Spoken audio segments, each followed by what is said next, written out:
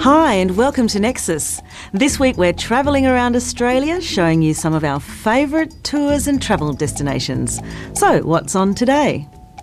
We discover an Indigenous company that runs cultural tours around Uluru and find out why backpackers flock to the top end. But first, one of the great train journeys in the world runs from Adelaide to Darwin. Originally called the Afghan Express after the Afghan camel trains that years earlier used the same route, the train is now recognised by its nickname, the Ghan.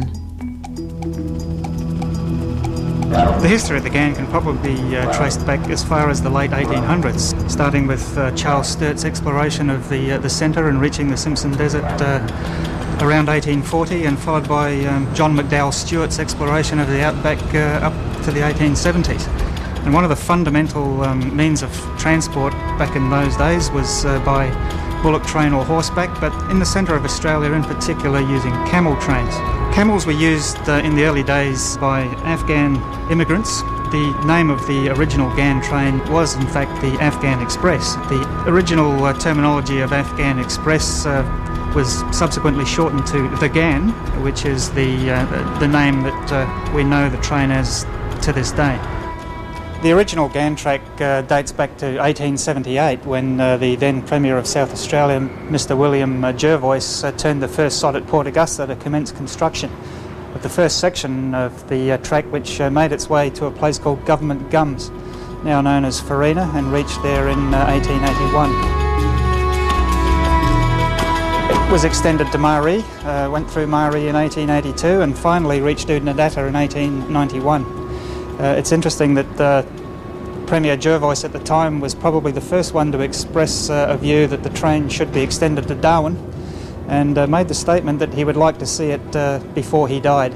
Unfortunately, not many of us lived to be 134, and it was a dream that was never realised in his lifetime.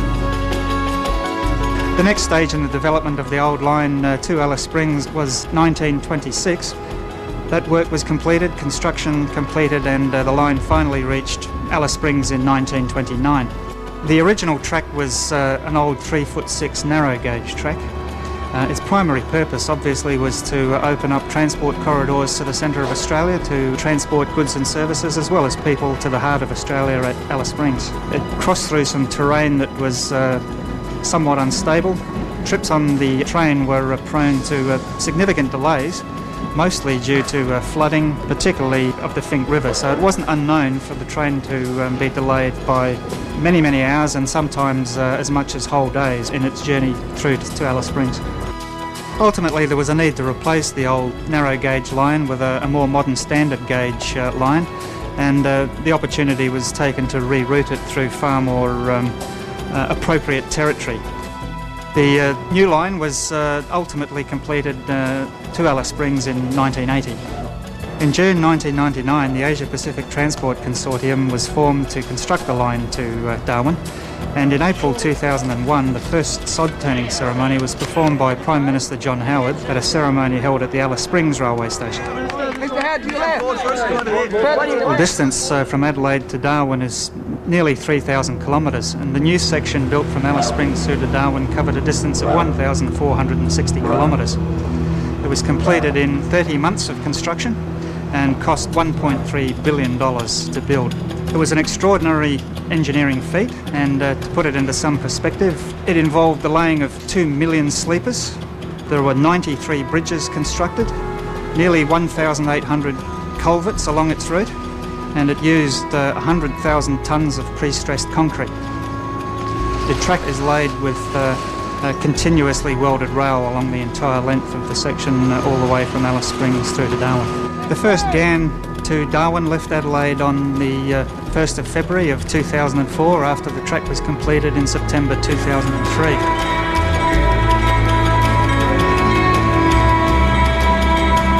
The completion of this track now enables people to enjoy what is fairly unique in the world in train travel.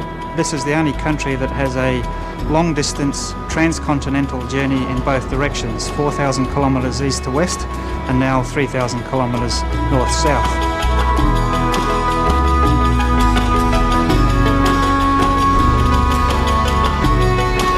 hope to see the wild kangaroo if I could.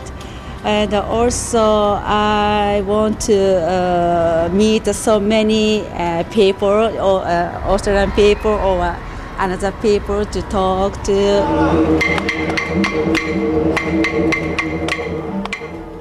People who choose to travel on the GAN are doing so because they're after an experiential holiday. They are looking to experience outback Australia and all it has to offer from ground level. An aeroplane will get them there in 5 hours. However, a trip on the train allows them to see the country from ground level, to enjoy the sights and the changing landscapes.